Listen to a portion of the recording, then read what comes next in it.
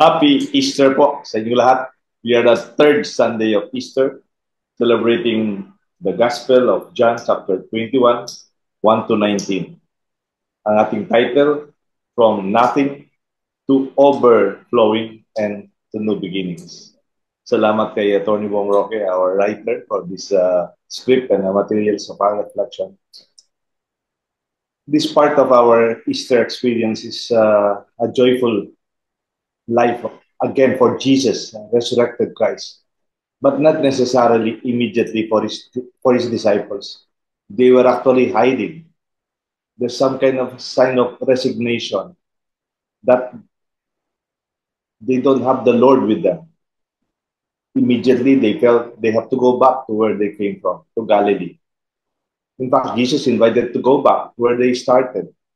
Nung bata ko, may expression dyan, yung BSDU, parang Barangay Security Defense Unit yun. Parang mga matagal na yun. Pero may ibang meaning yun, yung balik sa dating ugali. Yung they were already level up in their calling to be fishers of men. Now they went back fishing. Now they went back, sabi nga yung first part, with nothing or with emptiness, with failure, sense of nothingness that even their Lord, their friend, their master, their source of pride and strength is not with them.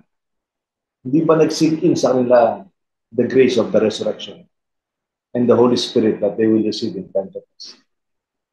And then, when the same experience, parang deja vu ba yun? Yung French expression, parang nakita ko na to. Kasi nagbalik yung early part that we were called in Luke chapter 5, 1 to 11 yata yun yan. Jesus called them, have you caught anything? And then, nothing. We've been working all night. In fact, again, Jesus asked them, children, have you caught anything? Said, nothing. The nets are empty. Or maybe they could say, there is emptiness. Hindi lang empty nets na literal, pero there's emptiness. Because the Lord is not with them. And you see the advice of the Lord again, parang nagbalik muli, deja vu, tawag yun, that they again experience the great catch, the miracle. Sabi nga ni John, it's the Lord. It's the Lord. They recognize Him. Kasi usually, pag may nangingisda daw, may mga taong naghihintay dun sa shore. Usually daw, nagdidilensya, mga nagpapalimos yung parang maraming isda, humingi sila isa, dalawa, tatlo, para lang sa pamilya nila. Kala nila, nagpapalimos si Jesus have you caught anything? Wala. And then suddenly, when their nets were almost tearing, they realized, naranasan na natin to From nothingness to overflowing. From emptiness to abundance. And that is where they recognize the Lord. And this is our experience. When we only depend on our own capacities, parang wala. Pagod na pagod tayo, parang emptiness pa rin. And when the Lord works with us, it's always overflowing and abundant. And then thirdly, our reflection goes to a new beginning. Sabi nga, more than the catch, more than the fish, more than the meal, more than the breakfast that they will enjoy. It's actually the real catch. His disciples are invited once again. They are called once again. A renewal is before them.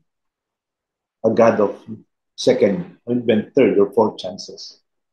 That they gave up, Jesus did not. They resigned, Jesus did not. And this is the new beginning that really is the birth of our church. Without these gospels, after I think we don't even have a church to have celebrated the grace of God's love for us through Jesus and the Holy Spirit. Ito po ang ating reflection. Salamat kay Atty. Bong Roque who outlined this reflection, the Gospel from John 21, 1 to 19.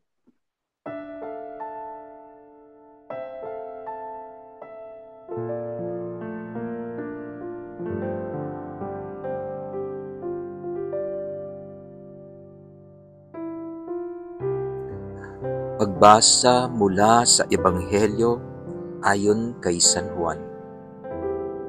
Noong panahong iyon, muling nagpakita si Jesus sa mga alagad sa tabi ng lawa ng Tiberias. Ganito ang pangyayari. Magkakasama sina Simon Pedro, Tomas na tinaguriang kambal, Nathaniel na taga Cana, Galilea, ang mga anak ni Zebedeo, at 2 pang alagad. Sinabi sa kanila ni Simon Pedro, "Mangingisda ako. Sasama kami," wika nila. Umalis sila at lumulan sa bangka, subalit walang nahuli ng gabing iyon. Nang magbubukang liwayway na, tumayo si Jesus sa pampang, subalit hindi siya nakilala ng mga alagad. Sinabi niya, "Mga anak, mayroon ba kayong huli?" "Wala po," tugon nila. "Ihulog ninyo ang lambat sa gawing kanan ng bangka at makahuhuli kayo," sabi ni Jesus. Inihulog na nila ang lambat at hindi nila ito mahila sa dami ng huli. Sinabi kay Pedro ng alagad na minamahal ni Jesus, "Ang Panginoon iyon." Nang marinig ito ni Simon Pedro, siya'y nagsuot ng damit sapagkat hubad siya at tumalon sa tubig. Ang kasama niyang mga alagad ay sumapit sa pampang, sakay ng munting bangka, hila-hila ang lambat na puno ng isda. Hindi sila gaanong kalayuan sa pampang, mga 90 metro lamang. Pag-ahon nila sa pampang, ay nakakita sila roon ng mga baga na may isdang nakaihaw at ilang tinapay. "Magdala kayo rito ng ilang isdang nahuli ninyo," sabi ni Jesus.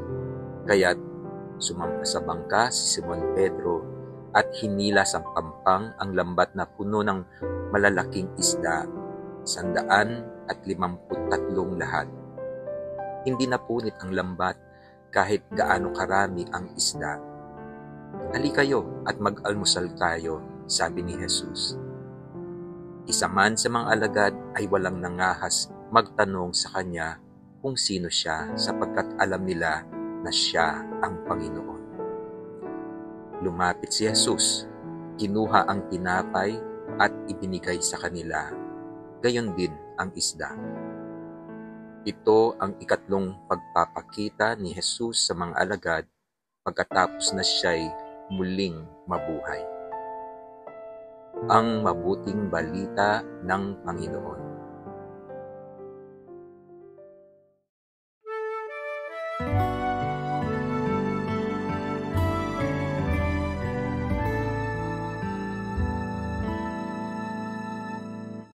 Welcome to our Men of Light, the celebration of the third Sunday of Easter.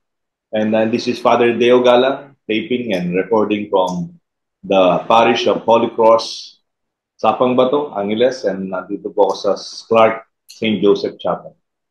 Father Edwin Pulay po mula sa Diocese ng Cabanatuan. Nandito ako sa bahay pari. Bong Roque po, kasama niyo po ulit dito sa Men of Light. Nandito po ako sa San Fernando, Pampanga. Samahan niyo po kami. This is a very rich discussion on John 21, 1-19. Yung binasa po ay the short form. But we can also consider the long form, yung 1-19. Because after this, kinorna ni Jesus si Peter. Dito niya tinanong, "Peter, by the way, breakfast tayo, pero do you love me?" Parang siguro nilulok ni Peter yung sinakain niya yung isda tsaka yung kape. Bigla, "Of course, Lord, I love you." Pero napakasakit. Maybe we can also consider that part of our consciousness, that the long form is part of our reflection. Kaya yung una po, precisely, without Jesus. Sabi nga, yung Christian daw, if you remove Christ, I am nothing. Di ba? And indeed, without Christ in Christianity, I am nothing. And this is their experience, that nothingness. Not only the emptiness of the nets with the fish, so walang laman, walang pinagpaguran, pero walang nangyari. Without Christ, it's really empty inside us. Yun yung siguro, ang tawag doon sa Tagalog, nakikipag-harimunan tayo sa Diyos na para bang pwede nating ialis siya sa equation ng buhay natin. Na dito Lord, huwag mo na pakialaman to, akin na to, huwag ka na pumasok dito. Okay na ako, huwag mo na akong anuhin. So parang inaalis natin siya kasi mukhang siguro nakukonsensya, siguro di-disturb, no? Pagka isinali yung Diyos, halimbawa, sa trabaho, sa negosyo, o sa ano man, ano? Kahit sa pari, no? Pwede mangyari na, Lord, akin na to. No? This is my own. Huwag mo na itong pasukin. No? Pero yun nga darating yung pagkakataon natin ka muna. Kulang mukhang hungkag. Yun yung empty. Mukhang walang laman yung aking mga sinasabi, sinisermo, no? Parang wala. No? So yun Ito yung parang tawag na we cannot do anything, no? without Christ. At Father Deo and Father Edwin, sa mga nakikinig at nanonood po natin ng Men of Light, konting context lang po, ano? Kasi although ang part 1 na sinabi ni Father Deo is about nothing, no? The disciples, when they were with Jesus, they had practically everything. They saw the miracles, they saw the healings, they were provided for, they were not hungry, etc., etc.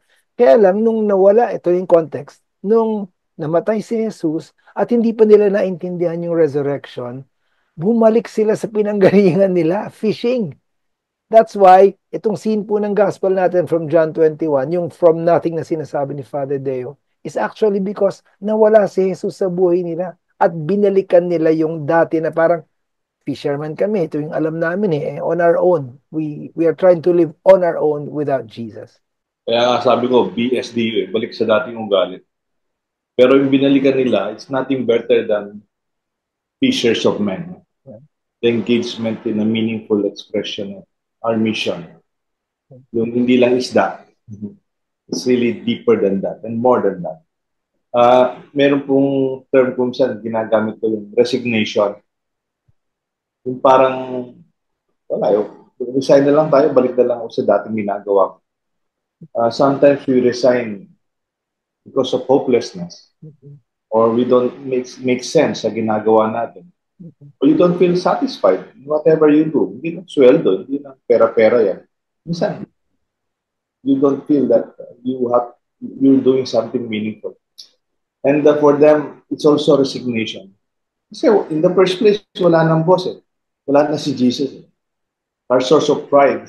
Our source of identity. Kaya the person who put us together, namatay na, wala na. Kaya nga, it's parang nag-disband sila. And nag-disband sila from the perspective of natalo tayo. We are losers. Parang ganyan yung dating Yung kahit na I'll go fishing, parang wala tayong magawa. I'll go with you, sabi ka. I'll go, sama ako. Kasi there are no choices. They experience the best, sabi nga ni Tony Bob, the peak of their life. Now, they lost it. And I think the gospel today really reflects a lot of people in the same way. Pwedeng nagkasakit ka, dating malakas, dating may trabaho ka, ngayon wala na. Pwedeng nating mga anak mo nandito, saya-saya ng bahay, tapos it's an empty net. Empty nest pala. May trabaho na, kanya-kanya. And these are experiences of transitions that are very critical for us. And this gospel is very critical actually for Christianity itself. Yung pag-alis ng leader at saka yung sinasabi natin significant other o yung nagbibigay ng meaning, ano? Nawala At siguro dito nakakapapa sila, ano ba yung gagawin? So they have to find meaning. Kasi parang, ano tayo ngayon? Wala nga, sabi nga ni Padre Leo, talo tayo. Yung ating 3 taon na ginugol sa kasama yung Panginoon, wala. Plus lang yata, hanggang doon lang. So, papalag tayo ng magbibigay ng kahulugan kasi wala na. Kaya balik na lang tayo. Balik na lang tayo sa dati. Total, yun naman tayo nun eh.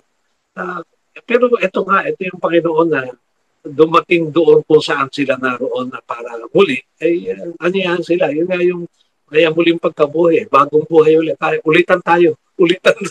Ulitan. Yun ang parang pumasok sa akin. Yeah.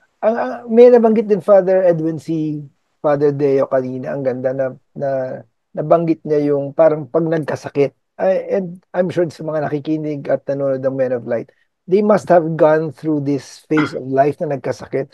Hindi po ba, ako kasi na-experience ko yun, Father Edwin and Father Deo, pag nagkasakit ka, at some point yung resignation na sinasabi ni Father Deo, na parang ayoko na, parang ganon, di ba? Parang you want to give up kasi nga you are relying on your own strength. Alam mo, nagagawa ko to dati ngayon, hindi ko na magawa. Ayoko na. Parang ganon, you give up. But that's when you realize that on your own talaga, hindi kakayanin.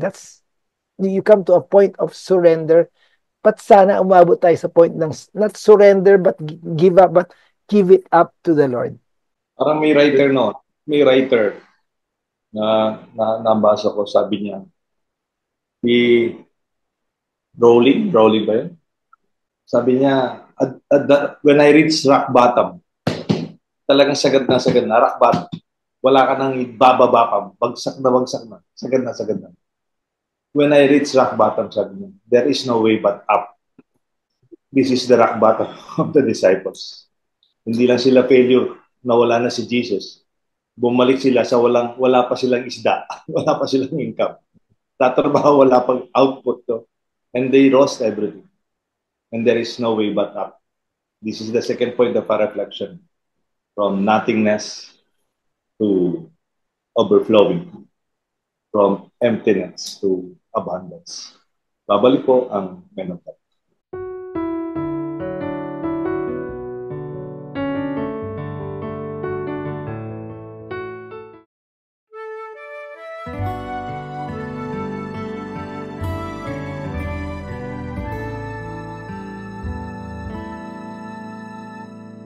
Overflowing.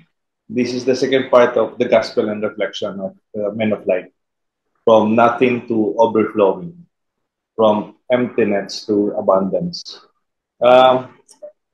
When you are with the Lord, parang hindi naman sinasabing mayaman o parating marami. Pero at least it's sense of fulfillment. Parang ganap, parang puno, parang sapat. Sa papan, kakmo. And this is the experience of the disciples when they took the challenge. The man said, don't give up. Throw the nets on the other side and you will catch something. And they realized that the Lord is with them, that they saw the fullness of, parang may number pa yata yan, 153 big fishes yan. And they, kala nila, masisira yung mga nets. But it did not. It is a reflection of how the church will grow. And parang you could not imagine how the church now, more than 2 billion people, the whole world, parang the net did not even break. From a perspective of after 2 centuries, it's still growing. Yung personally, nung 2017, nung nag-retire ako, parang napunta ako doon sa emptiness at saka emptiness, no? Kasi ano gagawin ko ngayon, no? Sanay ka na marami kang ginagawa. Actually, tumatagi ka nga sa schedule, sa dami. Ngayon, wala kang schedule. So, nung nag-retire si Bishop Bangkot, kasi magkasama pa kami sa bahay para sa Bishop, lamang ako sa inyo. Kasi magsasampung taon na akong retire, kaya magsisimula pa lang, no? Sabi ko, papasok pa lang kayo sa exciting part. No? Kasi po, nung nag-retire ako, lahat ng mga gusto kong gawin, nagawa ko. No? Na hindi ko magawa nung nasa active ministry ako. No? Diba, yun nga, nakapag-lakbay ako, naka-stay ako sa mga kapatid ko sa ibang bansa na matagal, nakapag-sabbatical leave ako. No? Yung lahat ng mga pangarap ko na hindi ko makuha noon dahil active, hindi ka pwedeng magbakasyon ng mahaba dahil 1 month lang. Lahat ngayon nandito. So, ang saya, yun nga, yung palang aking parang iniisip na wala akong gagawin, no? Hindi ko lahat magagawa sa panahon ito. Yun nga, yung parang emptiness to abundance, no? Parang lahat na nabigay, no? Kaya sabi ko kay Bishop, Bishop, papasok pa lang kayo sa exciting part. Yun sabi. Ang ganda naman. May ano dyan, Father Edwin, may kwento dyan, saka Father Deo. Bakit daw dun sa gospel, hindi daw nakahuli yung mga disciples? At saka, ang answer daw dun, nandun sa gospel mismo. Kasi sabi ni Jesus, cast your net on the right side of the boat. They couldn't catch fish because they were casting it on the wrong side of the boat. Hindi sa right side. Anyway, joke lang po. Actually, sa ganyan mga, nung before the resurrection, yung mga ganyang instances, nakikita ni Jesus na sa bangka, lalakaran niya yung tubig yan eh. Maglalakas sa tubig yan. Have you caught anything? Lalapit yan. No, it's a ghost. Ganyan siya eh. Pero yan, he just stayed at the shore eh. Bakit? Sige. Gusto ko marinig to, Father Deo. After the resurrection, butas na yung paa ni Jesus eh. So, pag lagyan ka sa tubig, lulubog. Papasukin ng tubig. Papasukin ng tubig, kaya nandun na sa side si Jesus. Alam niyo po yung mga nakikinig ng tsaka nanood ng Men of Light, ito yung matatandaan nila sa reflection natin. Ito mga joke na to. Hindi po totoo ito. On the side of our reflection lang po. Sige. Pero, really, when you do something that is with the Lord, I think it's really fulfilling. Like ginagawa natin sa Men of Light. Itong taping na to, Monday to, day off ng mga parin. Monday na umaga. we pagod kami pag Sunday. Pero we are here. Kasi Atty. Bong, it was the first day of work. But because you want to do what you do when you're with the Lord, parang it becomes a very fulfilling experience. When your nets are empty, I hope the Lord is with you in the boat. Will always on the right side. Will always be on the right, not on the wrong side. Pero sabi nila, Father Edwin, it's bakit daw nakahuli ng great catch yung disciples that the nets were almost tearing? It's not about their fishing technique. It's because they obeyed the Lord. It's about obedience. It's about trust. It defies logic. Cast your nets on the right side of the boat. Parang mas alam namin ito eh. Why should we? Galing na kami, we fished the whole night and caught nothing. Why should we? Pero if we really want to experience overflowing from the Lord, obey first, ask later. Baligtad eh. Ang ginagawa natin, ask now and obey later. Pero hindi, obey now, ask later. Saka ang hirap sundin nitong nagsasuggest, karpintero to, hindi naman to hindi naman to mangingista. Pero yun nga, yung iyong paniniwala, pagtitiwala, yung Diyos ang dapat sundin at sundan sa buhay kaysa sa tao, di ba? Di ba yung St. Paul ba yan, Father Teo, yung we obey or we obey God rather than men. So, itong talagang pagsabi ni Jesus sa kanila ay pagtanaw din na Panginoon natin to eh. Kahit hindi ito mangingisda, kahit na nadidinig natin siya. Kasi ang panghuli ng isda sa laot yun, di sa pangpang eh. Ang lapit lang sa pangpang, di ba? So, pati yun nga eh, parang pwede siguro i-challenge eh. Galing na kami sa laot, na lang kami nahuli. Pangpang ito, ano mahuhuli dito? Hindi nagpupunta isda sa pangpang, no? Pero, yun nga eh. Pero Panginoon to eh.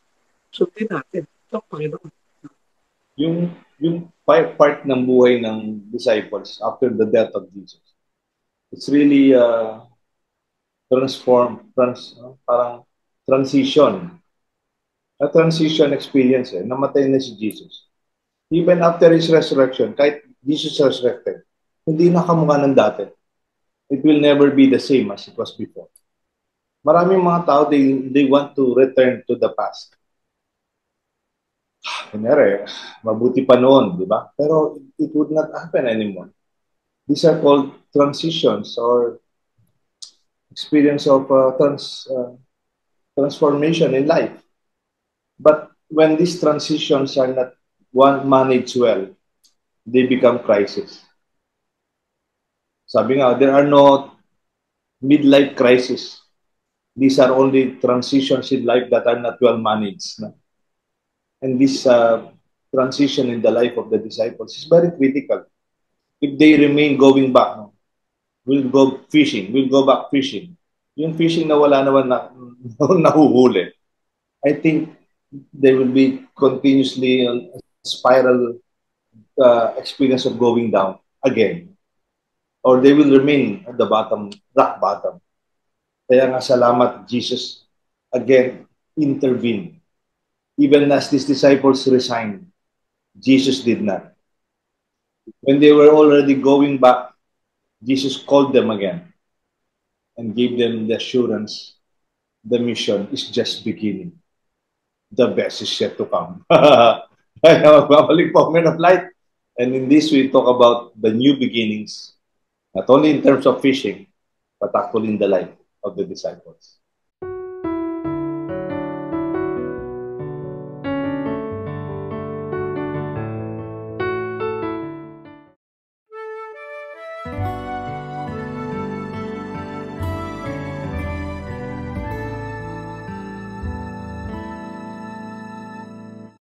We're celebrating the third Sunday of Easter, John 19 at John 21, 1 to 19, the breakfast by the side of the shore, and some kind of a second calling. Deja vu. Parang ganun. Deep and death. Yung magaling sa French. No? pero parang nangyari na to eh. And yet this one is a new beginning, like not like before. Because this time they went through what they had gone through before they even knew Jesus. Noon, they were called, hindi pa nila kilala talaga si Jesus. Ngayon, nangyari na lahat sa buhay ni Jesus hanggang sa kanyang kamatayan at muling pagkabuhay. Again, God, the Lord, invites them. Let's start all over again. This time, it's not the same. It's not just another chance, but it's a new beginning. Yung beginning na is kung parang dalhin tayo doon, sabi mo nga, yung breakfast. Sa breakfast kasi tinanong ni Jesus si Peter, nung pagkatapos nitong segment ng short form, yung long form, yung pagtatanong na ni Jesus kay Peter na, do you love me? No? Alam niyo, significant sa akin to na-share ko kay Father De at saka kay Tony Bong na ito yung gospel when I was ordained. At homilist ko, doon ay Father Chito Tagle, rector siya nung sa Tagaytay. Fourth year siya. Ako si Cardinal Ambo, third year. Ako ay first year. No? Uy, delegado ka mag-cardinal. Cardinal problem. Cardinal na delay. So, sorry. Itong pinag-aralan ko to nag-research ako, binalikan ko. Yung palang pagtatanong ni Jesus, iba-ibang levels ng love kasi yung Greek term na ginagamit. Yung eros, alam natin yung erotic love, tapos itong filial love, no, yung pangalawa, tapos yung Christian love. At dito, yung tanong ni Jesus talaga kay Peter, doon sa unang dalawa, do you love me? Ang form ay agapas me, do you love me? No? Pero ang sagot pala ni Peter, hindi agapeo, kundi pilose. No? Sa second level siya. Hindi dun sa tanong ni Jesus. Parang, I care for you, Lord. But I cannot love you. Parang sa Pinoyan, iniibig mo ba ako? No? Pero ang sabi lang ni Pedro, mahal po kayo. Mahal ko po kayo. Iba po yung iniibig eh. Malalim yun. Yung iniibig, talagang yun yung malalim. Kasi yung mahal, pwede mong mahal yung kotse mo, mahal mo yung aso mo. Pero hindi mo sasabihin, iniibig mo yung kotse mo. Di ba? O iniibig mo yung aso mo. Hindi. Pero nakakatuwa doon sa tatlo, si Jesus yung nag-adjust. No? Ang ginamit na niya, sige Pedro, baka nga hindi mo kaya yung agapas. Pilo, do you care for me? No? At doon, sinabi ni Pedro, yes Lord, you know everything. I care for you. Yeah. So, yun yung Jesus or God meets us where we are. No? Kaya yun yung beginning no? Simula tayo. Kung hanggang dito ka lang, okay lang. Napakaganda. Father Deo, and meron akong dugtong na kwento lang. Actual kwento po to. Personal na kwento ko, but it's related to what Father Edwin was saying about God meeting us where we are. Nagkasakit po ko noong 2010 eh. I totally lost my voice. Alam ni Father Deo yan. Kasi ang explanation sa akin ng ENT, and I'd like to share this with the viewers of Men of Light. Dalawa daw yung vocal cords natin for us to be able to make a sound. Kailangan pag-meet yan sa gitna, yung right and left vocal cord. Alam niyo po ba yung nangyari sa akin, nagkasakit ako? Hindi na, ayaw nang gumalaw nitong aking left vocal cord to meet in the middle, the right vocal cord. Nandito lang siya, ang explanation sa akin ng ENT, ang tamad daw ng left vocal cord ko. Kaya, merong space in between, hindi nagva-vibrate yung dalawang vocal cords, wala akong boses. And you know what happened? This right vocal cord kept on reaching out to this tamad na left vocal cord. That's why I was able to make a sound. Sabi ko, Jesus na Jesus ang dating nun. Ang tamad ko na ayaw ko nang gumalaw. And this right vocal cord is Jesus to me, reaching out to me where I am for me to make a sound. That was a new beginning for me. It's the actual kwento I'd like to share with you. Yeah. Hindi pa, Atty. Bong, yung boses mo ngayon parang nag-change na sa original. Yeah, very much. Talagang parang Gary Valenciano pag kumakanta yung Bong. Ngayon medyo lang. Gary Lising na lang. Sumalangit na wa. Gary Lising. Pero kung ano man yung natitira kasi Father Deo, in-offer ko na kay Lord yun, and this is a new beginning for me. Yes, true. And kung minsan, di ba, tinatanong ko, hindi ba redundant yung the new beginning? Di ba pag beginning, new na yan? Beginning, bago. Tapos, ang bagong pagbabago, parang gano'n. Kasi totoo, it's just more than a beginning. Because this gospel invites us to discover the new church beyond Jesus. And this is para sa akin, parang it's the resurrection of Peter. It is the resurrection of the disciples. If Jesus resurrected 2 weeks ago, 3 weeks ago, this time it's the disciples being resurrected once again. Yung kahapon kasi, di ba yung gospel ay yung second Divine Mercy Sunday, hiningahan ni Jesus yung mga alagad, di ba? Tanggapin ng Espiritu Santo. It's like the Genesis breath of God para magkaroon ng buhay, yung putik. Ngayon naman, hiningahan ng Espiritu Santo para magkaroon ng bagong buhay. No? Kaya yun yung beginning, bagong buhay para sa mga takot, nagkukulong na mga alagad, no? Para magsimula ng ay humayo at mangaral. Ito yung parang dating sa akin dito yung sinasabi mo new beginning, bagong buhay, no? Hindi lang buhay yung binigay, no? Sa Genesis, kundi bagong buhay with the Holy Spirit. Amen, amen. Sarap po ng kwentuhan natin. Babalik po ang Men of Light. We're just savoring the wonderful experience of the Holy Spirit in our reflection ngayon. From nothing to overflowing abundance and new beginnings. Babalik po ang Men of Light, and we will read to you our feedbacks and our prayers and signs.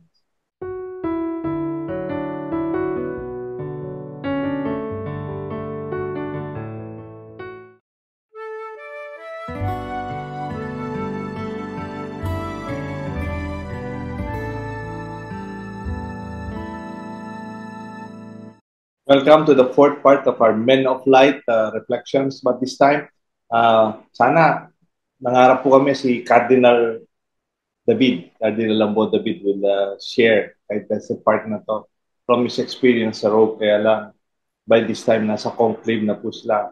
Father Jonathan contacted him, sabi niya, parang ko-confiscate yung mga cellphone sila kasi they have to be really isolated for their full-time reflections and retreat and prayer. for the next Pope to be elected. So we pray for the conclave, for the cardinals will be together for these coming days to, to choose and to elect the next Pope. We pray for that. So for our third, last part, uh, Father Edwin Belay will read to us our Facebook and YouTube friends. I will read to you our birthday celebrators and a simple assignment and summary. And then Father Attorney Bong will lead us in prayer. Father Edwin. Maraming salamat po sa mall community o sa Men of Light community sa Facebook at sa YouTube. Papasalamat tayo kay Edgar Yap at George Magtibay na nagbibigay lagi ng summary para mabalikan natin at mas lalo natin ma-appreciate yung ating discussions. Ganon din sa ating mga suki na sina Beth Wilson, Elizabeth Coraming, Laura Lopez, Lina Kayong at Senny Alberto. Sa YouTube, salamat kay Ned Ocam, Amanda Guillam at Paragedo. No? Hindi ko na po yung kanyang first name. Nais kong i-highlight sa YouTube yung sinabi ni Leticia Palitaan. Sabi niya, good afternoon ho, Men of Light. When trials come,